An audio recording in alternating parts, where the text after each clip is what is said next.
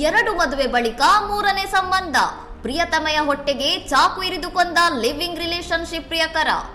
ನಗರದ ಶಾಂತಿನಗರ ಬಡಾವಣೆಯ ತೇಜಸ್ವಿನಿ ಎಂಬಾಕೆ ತನ್ನಿಬ್ಬರು ಗಂಡಂದಿರನ್ನು ತೊರೆದು ಪ್ರಿಯಕರ ಸಂದೀಪ್ ಜೊತೆ ನೆಲೆಸಿದ್ದಾಗ ಫೆಬ್ರವರಿ 25ರಂದು ಈ ಭೀಕರ ಹತ್ಯೆ ನಡೆದಿದೆ. ಮಂಚದ ಮೇಲೆ ಮಲಗಿದ್ದಾಗ ಜಗಳ ವಿಕೋಪಕ್ಕೆ ಹೋಗಿದ್ದು ಸಂದೀಪ್ ಚಾಕುವಿನಿಂದ ಇರಿದಿದ್ದಾನೆ. ಬಳಿಕ ಮಂಚದಿಂದ ಬಿದ್ದಾಗ ಚಾಕು ಚುಚ್ಚಿಕೊಂಡಿದೆ ಎಂದು ಆಸ್ಪತ್ರೆಗೆ ಸೇರಿಸಿ ಡ್ರಾಮಾ ಮಾಡಿದ್ದ.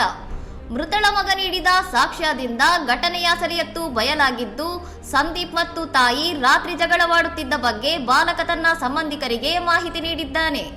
ಪೊಲೀಸರ ವಿಚಾರಣೆ ವೇಳೆ ಸತ್ಯ ಒಪ್ಪಿಕೊಂಡ ಸಂದೀಪ್ ತೇಜಸ್ವಿನಿ ಪದೇ ಪದೇ ಮದುವೆಯಾಗುವಂತೆ ಹಾಗೂ ಮದ್ಯ ಮತ್ತು ಹಣಕ್ಕಾಗಿ ಪೀಡಿಸುತ್ತಿದ್ದಳು.